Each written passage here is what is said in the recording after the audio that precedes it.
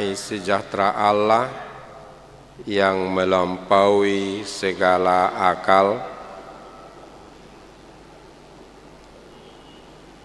itulah yang memelihara hati dan pikiran kamu sekalian dalam Kristus Yesus Tuhan kita. Amin. Bapak, Ibu, saudara-saudara yang dikasihi Tuhan Yesus Kristus, firman Tuhan yang menyapa kita pada hari ini di Minggu Reminis Cere tertulis dalam kitab Mazmur pasal 27 yang dimulai dari ayat 1 sampai dengan ayat 6 akan saya bacakan untuk kita semua. Demikian bunyinya. Dari Daud, Tuhan adalah terangku dan keselamatanku. Kepada siapakah aku harus takut? Tuhan adalah benteng hidupku. Terhadap siapakah aku harus gemetar? Ketika penjahat-penjahat menyerang aku untuk memakan dagingku, yakni semua lawanku dan musuhku, mereka sendirilah yang tergelincir dan jatuh. Sekalipun tentara berkemah mengepung aku, tidak takut hatiku. Sekalipun timbul peperangan melawan aku, dalam hal itu pun aku tetap percaya. Satu hal telah kuminta kepada Tuhan, itulah yang kuingini, diam di rumah Tuhan seumur hidupku, menyaksikan kemurahan Tuhan dan menikmati baiknya. Sebab Ia melindungi aku dalam pondoknya pada waktu bahaya. Ia menyembunyikan aku dalam persembunyian di kemahnya. Ia mengangkat aku ke atas gunung batu. Maka sekarang tegaklah kepalaku mengatasi musuhku sekeliling aku. Dalam kemahnya aku mau mempersembahkan korban dengan sorak-sorai. Aku mau menyanyi dan bermazmur bagi Tuhan. Sampai di sana pembacaan firman Tuhan. Salam. Horas untuk kita semua. Begitulah perjalanan kehidupan kita, selalu saja ada hal yang mengganggu. Ya kan? Pada saat konsen, hibul roha, ya tiba-tiba rusakin fokus. Ya, kita tadi mau nyanyi apa, aku juga jadi terdiam. Ya nggak tahu entah kenapa. Ya mungkin lagi Marbona Town in fokusnya tadi tiba-tiba. Tapi tidak apa-apalah. Kita harus selalu tetap bersuka cita. Amin. Amin. Saya bayangkan Amanginang yang dikasihi Tuhan Yesus Kristus ketika ada bertanya kepada Daud, Daud, kenapa sih kamu tetap kuat? Kenapa sih kamu bisa bertahan? Kenapa sih kamu masih bisa selalu tetap bergembira? Kenapa sih kamu bisa tenang? Padahal banyak orang yang memusuhimu, banyak tantangan, banyak cobaan. Saya bahkan ada orang yang bertanya kepada dia. Jawaban dia apa? Dia tidak mengatakan, wah saya kan raja. Jadi saya bisa melakukan apapun. Bukan itu yang dia katakan. Tetapi dengan segala kerendahan hati, dia mengatakan itu Tuhan adalah terangku dan keselamatanku. Kepada siapa aku harus takut? Tuhan adalah benteng hidupku. Terhadap siapakah aku harus gemetar? Itu jawaban yang sangat luar biasa dari seorang Daud ketika dia menghadapi berbagai ancaman, berbagai cobaan, berbagai hal yang mengancam nyawanya. Banyak kejadian demi kejadian yang dialami oleh Daud. Oleh karena itu saudaraku yang dikasihi Tuhan Yesus Kristus, ada seorang bijak pernah berkata, Tuhan tidak pernah mengizinkan sesuatu terjadi yang tidak dapat saudara atasi. Karena itu jangan stres, sebab Tuhan akan menghancurkan setiap halangan dalam hidup saudara jika saudara mau mengikuti jalan-jalannya. Jika saudara mau mengikuti jalan-jalannya. Mari kita mengikuti jalan Tuhan. Amanginang. Amin kan dulu kuat-kuat. Amin. Amin. Nah, mengikuti jalan Tuhan itu salah satunya dengarkan firman Tuhan setiap hari. Hanya 5 menit waktu yang diminta oleh Tuhan, atau 7 menit, itu sangat berharga di mata Tuhan. Mari kita mengikuti jalan-jalan Tuhan. Dan itu yang dilakukan oleh Daud. Dia tidak pernah melewatkan hari-harinya tanpa bersama dengan Tuhan. Dan apa yang mau dikatakan oleh orang bijak tadi kepada kita, yaitu bahwa sebenarnya tidak ada hal yang lebih sulit yang kita hadapi di dunia ini selain daripada pikiran kita sendiri yang kacau balau, stres, saat kita mengalami kepanikan demi kepanikan menghadapi berbagai persoalan atau masalah atau kesusahan atau kesulitan yang datang kepada kita. Itu sebenarnya persoalan yang membuat semuanya terasa sulit. Langsung pikiran kita ini kacau, hati kita tidak tenang. Bagaimana ini, bagaimana itu, bagaimana ini, bagaimana itu. Bohana maun, sungguh dia namaun, tu dia namaun, dan yang lain-lain. Ini yang dikacaukan pikiran kita ini. Pikiran kita tidak bisa tenang, kita kesulitan untuk bersikap tenang karena pikiran kita langsung dikacaukan oleh hal-hal yang tidak pasti. Bagaimana akhir dari persoalan, dari kesusahan yang kita alami. Kita kebingungan, tidak tahu harus berbuat apa. Kita ketakutan akibat hantaman badai persoalan demi persoalan. Tubuh kita gemetaran. Wajah kita pucat pasi karena kita sok dikepung oleh kesusahan demi kesusahan. Itulah kemanusiaan kita. Oleh karena itu amanginang saudaraku yang dikasihi Tuhan Yesus Kristus, nats khotbah hari ini mengingatkan kita, mari kita belajar dari Daud bagaimana dia menghadapi tantangan demi tantangan di dalam ketenangan. Meskipun tak henti-hentinya dia dihantam badai persoalan dan kesusahan hidup. Sebagaimana yang sudah saya katakan tadi di awal khotbah, ketika dia sebelum raja masih seorang gembala, dia dihantam oleh terik matahari, dinginnya angin malam, menghadapi binatang buas lagi, menghadapi kawanan dombanya. Pasti ada itu yang jugul, ya kan, lari ke sana lari ke sini, gak mau diarahkan. Ada itu kambing atau domba yang jugul, sok-sokan, alau dengan natusan, hibana lautusan, iya kan? Menghadapi itu lagi. Banyak hal yang dihadapi semasa dia masih gembala. Nah, saat dia sudah diangkat menjadi raja, Saul membenci dia dan bahkan hendak membunuhnya. Saat dia pun sudah berada di istana raja, anaknya Absalom mengkudeta dia dan banyak musuh-musuh yang merencanakan pembunuhan terhadap dirinya.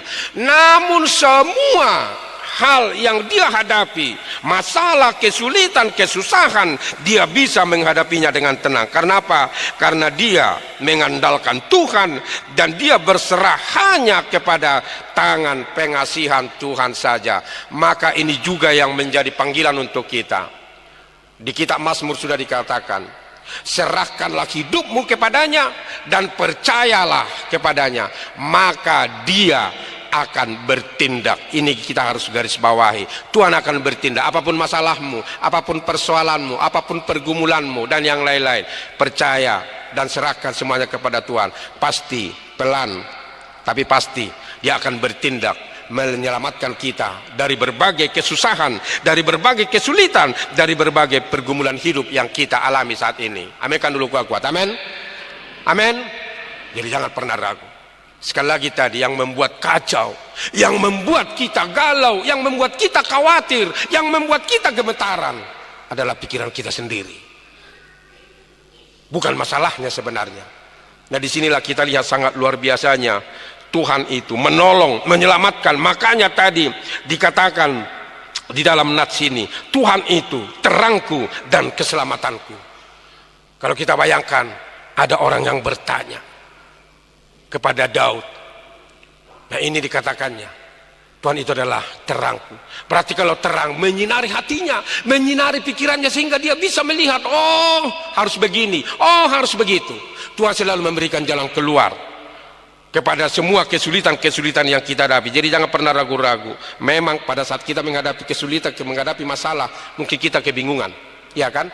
Mungkin kita kelimpungan, mungkin kita bertanya-tanya, waduh saya harus ini, saya harus berbuat apa? Dan kita juga bingung menghubungi siapa, ya kan? Pada saat datang, pada saat kita menghadapi sesuatu yang tidak kita sangka-sangka terjadi dalam kehidupan kita, tetapi disitulah Tuhan itu sebagai terang. Yesus datang ke dunia ini sebagai terang. Marilah kita hidup di dalam Dia. Itu kesaksian dari pemazmur. Dan keselamatanku. Keselamatan itu bukan hanya ke surga, tidak, tetapi dimanapun keselamatan demi keselamatan diberikan Tuhan kepada dia dan juga kepada kita. Kita tadi datang ke sini, Tuhan memberikan keselamatan kepada kita di tengah jalan. Amin kan dulu kuat-kuat. Amin. Amin. Meskipun di tengah ibadah kita ada terjadi ketidakselamatan, yaitu infocus rusak. Nah, tiba-tiba. Tapi sekarang tiba-tiba udah baik lagi. Mudah-mudahan nanti nyanyian yang kedua sudah tidak rusak lagi ya. Tapi seandainya rusak, sudah ada di handphone kita dikirim Sintua kan? Langsung bawa handphone masing-masing kan? Iya, jangan pada saat khotbah kita membuka yang lain. Pada saat bernyanyi kita tutup handphone kita. Itu. Memang ada saja itu. Ada sedikit. Ya, gelombang-gelombang. Sama seperti laut. Mana ada laut tanpa gelombang, ya kan? Ada saja, meskipun sedikit, tapi itu namanya gelombang, ya kan? Hari beri kamu laut terus tangan gelombang nah? Pernah? Atau memang kalian tidak pernah berjalan di laut, naik kapal? Pasti ada gelombangnya kan? Hidup ini juga pasti ada gelombangnya, ya kan? Mana ada kita ini sakit apa sehat terus, pasti ada ya kurang sehat lah, makanya pakai masker ke gereja, ya kan? Tiba-tiba pakai masker, ada itu, takut dia, ada demam, ada pilek, ada batuk, ada sakit kepala. Tapi jangan ditukang-tukangi ya, jangan ditukang-tukangi penyakitnya.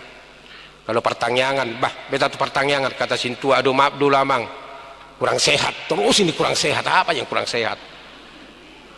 Ya, apakah tubuhnya yang kurang sehat atau kantongnya yang kurang sehat? Nah itu juga harus jelas. Janganlah ditukang-tukangi ya, ditukang-tukangi. Ya jujur saja kita, mau belah dulu amang, memang gak ada niat pertanyaan, lebih jujur kan daripada kita bilang tidak sehat. Nah disinilah kita lihat keselamatan demi keselamatan itu diberikan Tuhan. Dimanapun diberikan Tuhan kepada kita, di rumah, di jalan, di kantor, di lapangan. Amang Inang yang pergi ke lapangan mengutip, ya kan, berkooperasi, memberikan keselamatan. Coba dia apa di tengah jalan kan, dia betul itu adalah diatuk, tapi tidak, Tuhan masih memberikan keselamatan. Saat makan juga Tuhan diberi apa? Tuhan memberikan keselamatan dan keselamatan yang lain. Ini menjadi kesaksian kita. Mari kita nyatakan itu, mari kita saksikan itu dalam kehidupan kita. Kalau kita mengakui Tuhan itu adalah terang kita, Tuhan itu adalah keselamatan kita, kita bersyukur, kita berterima kasih. Mau lihat itu hadiho, begitu ya, amin, amin. Jangan bersungut-sungut, gimana ini Tuhan ini, bagaimana ini Tuhan ini. Tadi malam ada Naposo, setelah mamaknya meninggal, dia siap pudan, dia marah kepada Tuhan. Tapi marahnya itu dipendam. Tapi pengakuannya setelah 5 tahun meninggal mamaku, kemarahan itu saya buang katanya. Gak ada alasan, memang ya dari sisi manusia bisa marah mungkin ya. Kenapa mamaku meninggal tiba-tiba? Gitu. Tapi ku bilang sama dia, udah lain, enggak usah lagi marah sama Tuhan, gak ada gunanya. Kalau marah sama Tuhan banyak hambatan demi hambatan. Malaslah berdoa, malaslah ini, malaslah ini, malaslah ini, malaslah ini. Nah begitu juga kita, jangan marah kepada Tuhan, tetapi sabarlah menunggu pertolongan demi pertolongan yang diberikan Tuhan kepada kita. Amin. Kemudian apalagi kata Daud, Tuhan itu adalah benteng hidupku, nggak ada benteng yang lain. Dia kan seorang raja, Sebenarnya bisa benteng pertahanan dia bangun. Dia bisa mengandalkan kekuatan militernya, tetapi bagi Daud tidak. Itu bisa saja dihancurkan oleh kekuatan militer musuhnya. Tetapi siapa yang bisa melawan Tuhan? Kalau Tuhan menjadi benteng pertahanan kita, percayalah Amanginang, kita akan selalu tetap selamat. Dan Tuhan itu adalah perlindungan hidupku, katanya. Nah, itulah yang kita lihat bagaimana Daud itu bisa bertahan di dalam kehidupannya. Dan itulah yang menguatkan, menegakkan kepalanya dalam menghadapi dan mengatasi semua musuh-musuhnya.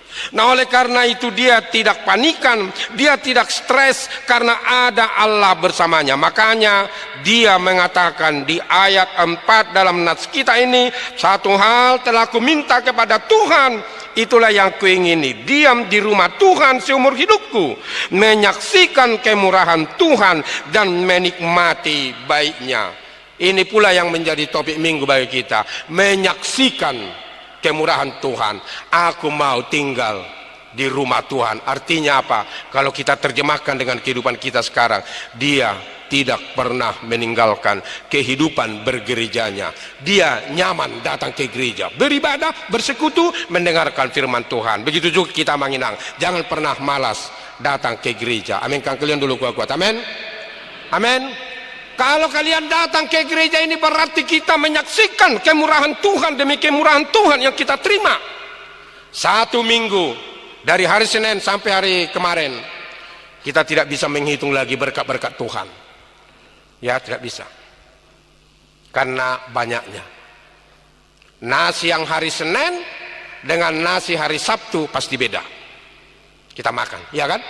Pasti beda itu. Mungkin hari Senin kemarin kita makan di rumah, tetapi mungkin kemarin kita mapes. Bisa saja kan? Makan pesta. Kan hari Sabtu rata-rata Jumat Sabtu orang ke pesta kan? Saya yakin setengah jemaat kita ini kemarin ke pesta. Kalau ditanya, sedir honat pare, ada pesta kami. Bisa juga ditukang-tukangi. Ke pesta pun memang di rumah dia, ke pesta bah katanya kan? Alasan hari Sabtu. Kalau diajak kita dulu rapat dulu, kita ke sini dulu ke gereja, udah maaf dulu ke pesta. Itu pun pestanya jauh-jauh, ke Jakarta, ke Tangerang, ke Bandung. Nah, jarang ke Sahala Mertua. Kalau Sahala Mertua masih dekat, nanti bisa cepat-cepat dipanggil katanya. Beda kan? Nasi hari ini juga dengan nasi besok pasti beda. Napas kita kemarin dengan napas sekarang pasti beda. Air minum yang kita minum kemarin dengan sekarang pasti beda. Dan juga besok itu masih makanan loh, masih air minum loh, dan yang lain-lain. Banyak hal kemurahan Tuhan demi kemurahan Tuhan ini yang harus kita saksikan di dalam perjalanan kehidupan kita. Jadi kalau Daud mengatakan dia mau diam di rumah Tuhan, menyaksikan kemurahan Tuhan dan menikmati baiknya, itu berarti dia datang ke gereja memuji-muji Tuhan, memuliakan nama Tuhan di bait Allah atas semua kebaikan, atas semua pertolongan, atas semua keselamatan yang Tuhan berikan kepada dia. Nah, bagaimana dengan kita saat ini? Apakah kita menjadikan Tuhan itu sebagai terang dan keselamatan kita? Apakah kita menjadikan Tuhan itu sebagai benteng kehidupan kita? Apakah kita selalu berlindung kepadanya saja, atau kita mengandalkan diri kita? Amanginang, melalui nats ini kita diingatkan jangan sekali-sekali bersandar kepada dirimu sendiri, tetapi marilah kita bersandar kepada Tuhan yang memberikan kemurahan demi kemurahan kepada kita. Amin. Amin. Kurang juga memunai, amin. Iya, harus kuat-kuat kita mengatakan amin, biar pergi iblis itu, biar jangan rusak-rusak lagi fokus kita ini nanti. Ini terus-terus nanti ini saya bilang ini, iya kan, mengganggu, terganggu sedikit tadi iman kita. Pasti tadi dari antara kalian, ya kan, kalau sudah dibilang yang tadi aja kita menyanyikan ayat 2, song leader menyanyikan ayat 3. Yang di depan ini sudah diserbeng tadi song leader. Bukan mereka yang salah, kesalahan mengetik, ya kan? Memang tadi setelah ku cek di acara, oh ayat 3 bukan ayat 2. Ya kan? Konsen kita. Tiba-tiba ada mengguit sautik. Nah kan gitu. Atau jangan-jangan saat kita berdoa, pas enak-enaknya berdoa ada yang ketuk-ketuk, ya kan? Halo, salam, salam katanya. Akhirnya kita bilang ke Tuhan, sebentar Tuhan ya, saya buka dulu pintu. Ada nggak pengalaman kalian seperti itu? Di stop dulu sebentar. Bentar Tuhan ya, aku ada tamu katanya. Dalam memang kita harus kuat ya. Memang kalau ada mengetuk-ngetuk pintu pada saat kita berdua terganggu ya, terganggu. Mau kita stop doa di tengah jalan merasa berdosa, ya kan? Kalau kita lanjutkan doa kita, pikiran kayak yang ngetok-ngetok pintu itu kan, akhirnya kita salah ucap dalam ini, dalam doa. Bisa-bisa ya kiranya Tuhan berterima kasih kepada kami. Akhirnya begitu kita bilang kembali kan, ternyata kita yang berterima kasih kepada Tuhan. Akhirnya karena ada ketok-ketok pintu itu terganggu pikiran kita. Ya begitu juga lah Tuhan, kiranya Tuhan berterima kasih kepada saya. Bisa jadi kebalik. Ada saja gangguan. Ya, sama seperti Daud ada gangguan, tetapi meskipun ada gangguan apapun itu, ya gangguan apapun itu, kita selalu tetap kuat di dalam Tuhan Yesus Kristus. Amin. Nah, disinilah kita diam di rumah Tuhan, berarti rajin beribadah untuk menyaksikan kemurahan Tuhan demi kemurahan Tuhan di dalam persekutuan kita di bait Allah. Marilah hidup bersandar hanya kepada kuat kuasa Allah dalam Yesus Kristus. Jadi kalau kita datang ke gereja ini sekali lagi amanginangnya, itu berarti amanginang mau menyaksikan kemurahan Tuhan demi kemurahan Tuhan yang kamu terima. Kita datang ke sini bukan menunjukkan pakaian kita yang mahal-mahal, sepatu kita yang mahal-mahal, listip ibu-ibu di sini yang mahal-mahal, atau kuteknya yang mahal-mahal, ya kan? Ya bisa saja kita pakai kutek, tapi belum pernah saya lihat ibu-ibu pakai kutek merah di sini, kuning di sini. Belum, masih satu warna semua. Mau berapa ratus ribu kutek kalian, mau ini pun sama kok di hadapan Tuhan, kita sama semua. Amin kan dulu kuat, amin. Mau direktur atau pertebal ban, semua itu mulia di mata Tuhan, sama kok semua di sini, sama. Tidak ada di sini kelihatan mana di sini namora jong, mana di sini napogos jong, sama semua di hadapan Tuhan. Amin. Iya, sama kok. Yang tidak kalian dari sini melihat, karena kami kan melihat kayak ini sama, tempat duduk kita juga sama. Mungkin di rumah kita ada yang sofa yang mahal, ada yang tidak ada sofanya, yang hanya triple doang, ya kan? Di sini sama kok, kursinya sama, paling kursi kami yang berbeda, ya kan? Biar bisa sedikit ngantuk, udah capek tadi maragenda atau pendeta sebelum apakan marangan-angan itu. Ya sebenarnya sih ya harus disamakan, tapi nggak apa-apa lah, itulah kebaikan dari jemaat ya, selalu tetap memberikan yang terbaik untuk pahala dunia. Tadi inilah kita berterima kasih ya untuk Amang Sintu IPS, karena hari Minggu dia memasuki pensiun. Tadi itulah yang dikatakan di awal-awal khotbah ini, mungkin agak cepat dia ngomong, ya kan? Makanya ada yang bingung, kenapa